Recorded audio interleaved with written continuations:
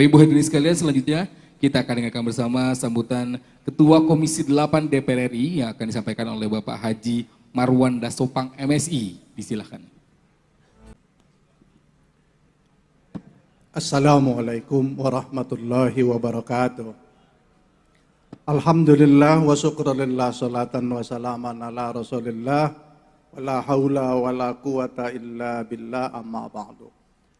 Al-Mukarramun, para ulama, tuan guru yang kami hormati, banggakan, kami muliakan, Profesor Dr. Kiai Haji Nasaruddin Umar, Menteri Agama Republik Indonesia. Yang kami hormati dan banggakan,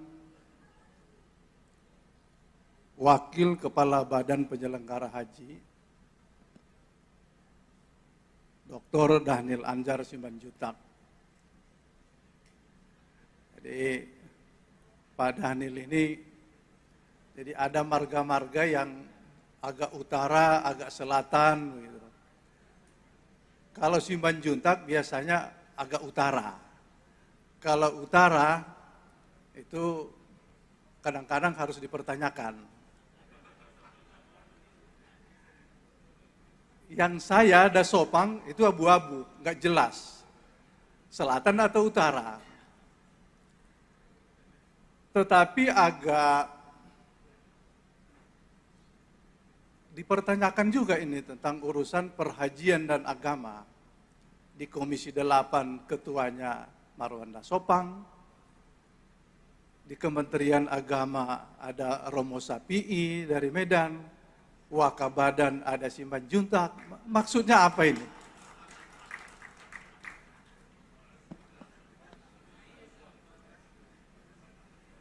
Yang kami hormati dan banggakan,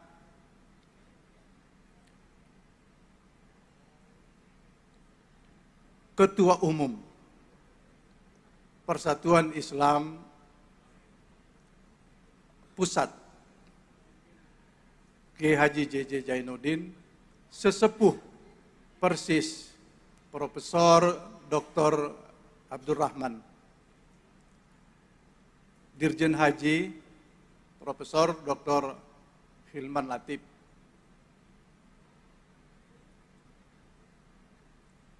ada yang agak unik dengan Pak Hilman. Ketika ditetapkan menjadi Dirjen Haji, mengumpulkan semua jajaran, semua perangkat, memberikan pengarahan pelaksanaan ibadah haji. Terus kita bisik, Pak Hilman, sudah berapa kali berhaji? Saya belum pernah haji, Bang. Memberikan pengarahan bagi perangkat semuanya, tapi belum pernah haji. Tetapi ternyata Pak Hilman yang belum pernah haji, sukses dan berhasil melaksanakan ibadah haji. Yang kami banggakan, Dr. Fadlul Imansyah, Kepala BPKH. Para kandwil, seluruh jajaran Kementerian Agama, terutama yang berada di bawah jajaran Dirjen Haji. Syukur alhamdulillah kehadirat Allah Subhanahu wa taala, serta salawat dan salam kepada Rasulullah SAW. Malam ini saya sungguh berbahagia. Satu hal, kalau Pak Arsad tidak berhasil menggoda saya dan memaksa hadir di sini, betapa ruginya saya. Ternyata saya hadir di tempat yang tepat. Ini adalah satu ormas Islam yang menjadi benteng umat Islam. Saya belum pernah di sini, baru kali ini. Ternyata Pak Hilman Latif itu ditempa di tempat ini. Tetapi betapa hebatnya persis, sudah ditempa, sudah jadi, diwakafkan lagi ke Muhammadiyah. Kalau tidak salah, tadi Pak Dhanil menyebutkan begitu, persis Muhammadiyah, lalu luar biasa. Alhamdulillah, kata Pak Hilman sudah dilakukan di berbagai titik di Indonesia tentang muzakarah perhajian kita. Apa tantangan kita yang paling berat di dalam melaksanakan haji? Haji bagi umat Islam dimanapun termasuk Indonesia ini adalah puncak pencapaian beragama. Semua bercita-cita, mau punya harta atau orang kaya atau siapapun, semua bercita-cita dan merindukan berkemampuan melaksanakan ibadah haji. Oleh karena itu, maka kita harus melayani semua itu yang mampu supaya mereka berjalan dengan baik. Bagi yang tidak mampu, bagaimana caranya supaya mereka mampu melaksanakan ibadah haji? Maka karena itu tantangan kita yang kita mujakarohkan hari ini, kami tentu di Komisi 8 menyambut dengan baik dan menitip ada beberapa hal yang perlu kita bahas. Satu, haji di dalam sejarah ketika melaksanakan prosesi ibadah haji, kembali ke tanah air, itu rasa cinta tanah airnya itu semakin menguat. Apa yang disebutkan dengan rasa cinta tanah air itu tidak bisa ditawar, maka ini menjadi tantangan bagi pihak penjajah, terutama Belanda. Nilai ini sepertinya kita sudah abai. Yang kita cari adalah prosesi ibadah haji nyaman, aman, kembali pulang menjadi mabrur. Dahulu tidak. Ketika dia pulang ke tanah air, maka rasa cintanya terhadap tanah air untuk merajut keindonesiaan menuju Indonesia merdeka itu adalah pilar utama kita ketika jamaah haji disematkan dia haji. Itu bagaimana caranya Pak Hilman? Apa yang harus kita berikan terhadap jamaah ketika mereka husuk? Mungkinkah kita tanamkan lagi rasa keindonesiaan, bukan hanya sekedar haji mabrur? Yang kedua, haji mabrur yang kita maksudkan adalah ketika jamaah kita kembali ke Indonesia, kesalehan sosialnya seperti apa? Ketika haji ada di satu tempat, maka kiri kanan depan belakang tidak boleh ada masyarakat yang kelaparan. Tidak boleh ada anak-anak yang tidak sekolah karena kemampuan seorang haji yang sudah tertempa kekuatan ruh keagamaannya, maka kesalehan sosial menjadi ukuran. Ini harus kita coba kembalikan, bukan hanya sekedar mabrur yang menurut fikih yang kita sampaikan kepada jamaah. Tantangan berikutnya, perubahan di Saudi. Saya ini Pak Hilman meloncat-loncat saja karena yang akan kita mujakarohkan itu. Bagi Saudi sekarang, siapa saja boleh berhaji. Bahkan di luar kuota yang diberikan kepada negara-negara pengirim jamaah haji. Maka karena itu, bagi kita yang punya jamaah, warga yang berangkat berhaji, semuanya menjadi tanggung jawab kita. Bukan hanya yang kita utus, yang tidak resmi sebagai warga negara pun tetap menjadi tanggung jawab kita. Maka karena itu masa-masa yang akan datang, menjadi tanggung jawab kita, satu, kuota haji. Yang kedua, yang bukan kuota, tetapi puroda, harus juga menjadi tanggung jawab kita. Seperti apa mau dibuat di dalam perhajian kita ini, di mana disematkan jamaah yang pergi dengan puroda.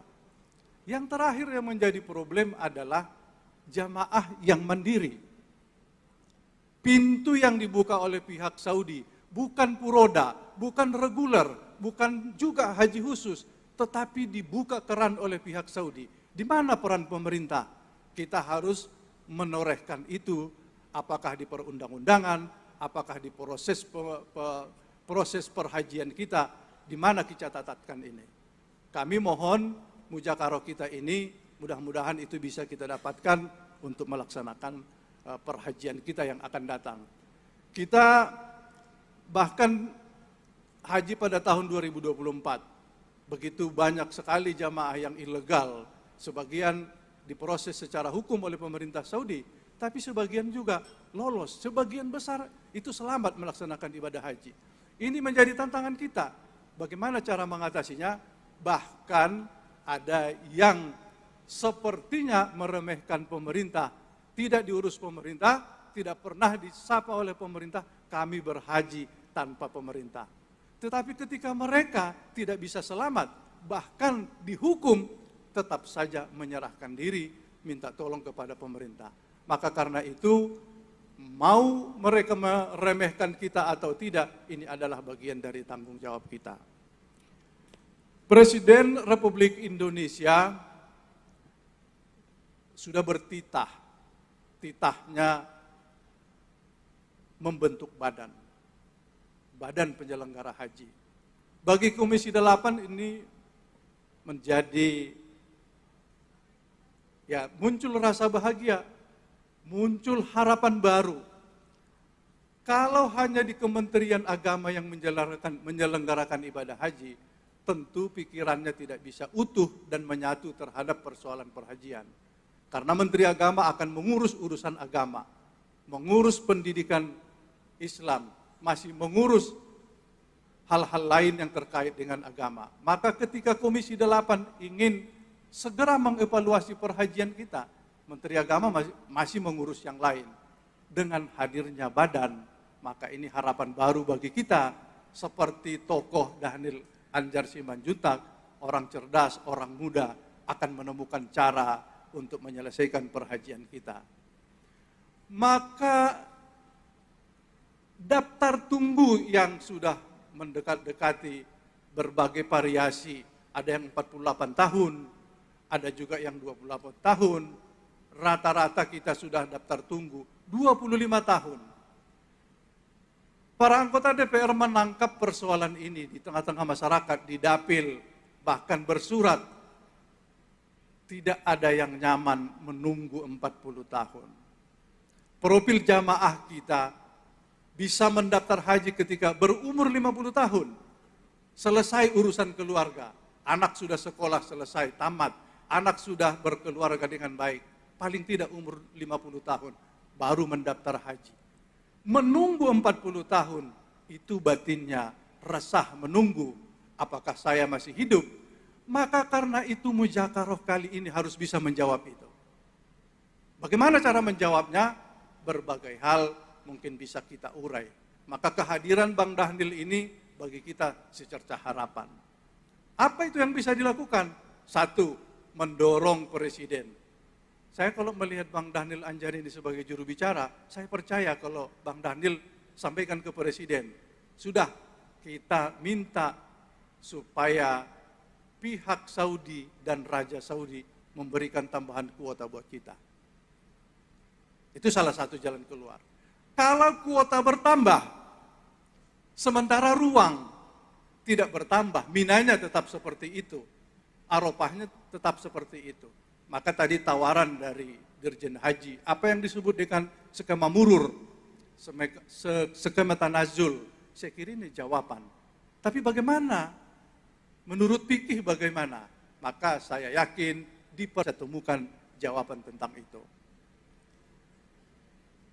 Yang kedua, ya dengan menatap wajahnya Bang Dhanil ini saya yakin bisa bekerja sama dengan negara-negara sahabat. Negara-negara yang tidak menghabiskan kuota.